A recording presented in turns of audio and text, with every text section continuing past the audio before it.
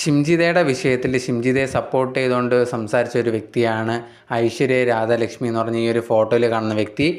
കുറേയധികം ഡിബേറ്റിൽ രാഹുൽ ഈശ്വറുമായിട്ട് സംസാരിച്ച് പിന്നെ ട്രോളും കാര്യങ്ങളൊക്കെ സംഭവിച്ചിട്ടുണ്ടായിരുന്നു. അതിനുശേഷം കഴിഞ്ഞ ദിവസം ലേറ്റസ്റ്റ് ആയിട്ട് ഇവരൊരു ഇൻ്റർവ്യൂ കൊടുത്തിട്ടുണ്ടായിരുന്നു. ആ ഒരു ഇൻ്റർവ്യൂവിലും ഇവരുണ്ടെങ്കിൽ ഷിംജിതയെ ഭയങ്കരമായിട്ട് സപ്പോർട്ട് ചെയ്താണ് സംസാരിക്കുന്നത്. അതിൽ മെയിനായിട്ട് ദീപക്കിനെതിരെ കുറേയധികം കാര്യങ്ങൾ പറയുന്നുണ്ട്. ഫസ്റ്റ് എന്ന് പറഞ്ഞു കഴിഞ്ഞാൽ ഇപ്പം ഒരാളിങ്ങനെ ആത്മഹത്യ ചെയ്തു എന്ന് പറഞ്ഞിട്ടുണ്ടെങ്കിൽ ഞാനുണ്ടെങ്കിൽ സപ്പോർട്ട് ചെയ്യുന്നു, അങ്ങനെയൊന്നുമില്ല. കാരണം എന്ന് പറഞ്ഞാൽ അദ്ദേഹത്തിൻ്റെ കുടുംബത്തെ ഓർത്ത് മാത്രമാണ് എനിക്ക് വിഷമമുള്ളത് എന്ന് പറഞ്ഞിട്ട് അദ്ദേഹം തെറ്റ് ചെയ്തിട്ടില്ല എന്നൊന്നും ഞാൻ വിശ്വസിക്കുന്നില്ല. അദ്ദേഹം തെറ്റ് ചെയ്തിട്ടുണ്ട്, അത് ഞാൻ കണ്ടിട്ടുണ്ട്. അതുപോലെ തന്നെ കുറേയധികം പേര് പറയുന്നത് ബാഗ് പൊക്കി പിടിച്ചു, അതുകൊണ്ട് തട്ടിയതാണ്, അങ്ങനെയൊന്നുമില്ല. ഇതുപോലുള്ള ആൾക്കാരുടെയൊക്കെ സ്ഥിരം നമ്പറാണ് ബാഗ് പൊക്കി പിടിക്കുന്നതെന്ന് പറഞ്ഞാൽ ഇതുപോലത്തുള്ള ടച്ചിന് വേണ്ടിയാണ് എന്നുള്ള രീതിയിലാണ് ഇവർ പറഞ്ഞിട്ടുണ്ടായിരുന്നത്. അതുപോലെ തന്നെ എല്ലാവരും നാട്ടുകാരൊക്കെ ഈ ഒരു ദീപക്കിനെ കുറിച്ച് പറയുന്നത് ഭയങ്കര പാവത്താനാണ്, ഇൻട്രോവേർട്ടാണ് എന്നൊക്കെ പറയുന്നുണ്ട്. പക്ഷേ നിങ്ങൾ നോക്കിക്കഴിഞ്ഞാൽ കൂടുതൽ ഈ ഒരു ഇൻട്രോവേർട്ടുകളാണ് ഭയങ്കര പ്രശ്നം ഉണ്ടാക്കുന്നത്. പക്ഷേ ആദ്യമേ അവർ പിടിക്കപ്പെടുത്തില്ലെങ്കിലും കുറച്ച് നാൾ കഴിഞ്ഞിട്ട് ഇവരായിരിക്കും പിടിക്കപ്പെടുന്നത്.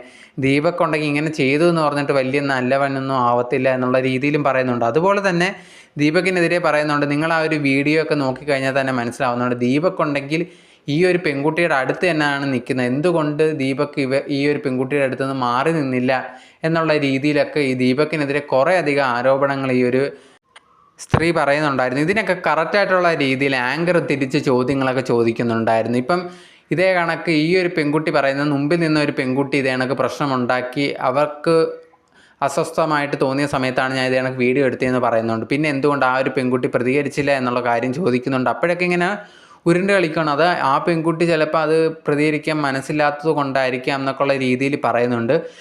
പിന്നെ ആങ്കർ ചോദിച്ച മെയിനായിട്ടുള്ളൊരു കാര്യമാണ് ഇപ്പം ഇത്രയും പ്രശ്നങ്ങളൊക്കെ ഉണ്ടായതിന് ശേഷം ഇവരുടെ ഭാഗത്താ ശരിയെങ്കിൽ പിന്നെ എന്തിനാണ് ആ ഒരു വീഡിയോ ഡിലീറ്റ് ചെയ്ത് കളഞ്ഞതെന്നുള്ളൊരു കാര്യം ചോദിക്കുമ്പോഴത്തേന് ഇവർ പറയുന്നുണ്ട് അത് ഇവർ പ്രതീക്ഷിച്ച രീതിയിലായിരിക്കില്ല റെസ്പോൺസ് കിട്ടിയത്, അതുകൊണ്ടായിരിക്കും അവരുണ്ടെങ്കിൽ ഡിലീറ്റ് ചെയ്ത് കളഞ്ഞത്, അല്ലാതെ അവരുടെ ഭാഗത്ത് തെറ്റൊന്നുമല്ല എന്നുള്ള രീതിയിലാണ് പറയുന്നത്. പക്ഷേ ഇത് പറയുന്നതിൽ നിന്ന് തന്നെ നമുക്ക് മനസ്സിലാവുന്നുണ്ട് ഇവർ പറയുന്നത് അവർ ആ ഒരു ഷിംജിത വിചാരിച്ച രീതിയിലല്ല ആൾക്കാർ റെസ്പോൺസ് ചെയ്തതെന്ന്. അപ്പോഴത്തേന് ആൾക്കാർ ഇവൾ വിചാരിക്കുന്ന രീതിയിൽ റെസ്പോൺസ് ചെയ്യണം, ലൈക്കും കമൻറ്റും ഒക്കെ ചെയ്യണം എന്നുള്ള രീതി വെച്ചിട്ടാണ് ഇതൊരു കണ്ടൻറ്റിന് വേണ്ടിയാണ് എന്നുള്ളത് ഇവൾ അറിയാതെ തന്നെ സമ്മതിക്കുവാണ്.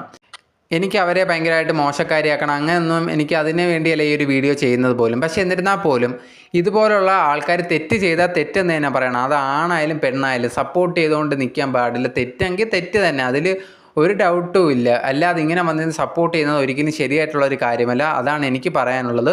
നിങ്ങളുടെ അഭിപ്രായം എന്താണെന്നുള്ളത് മറക്കാതെ കമൻറ്റ് ബോക്സിൽ കമൻറ്റായിട്ട് പറയുക.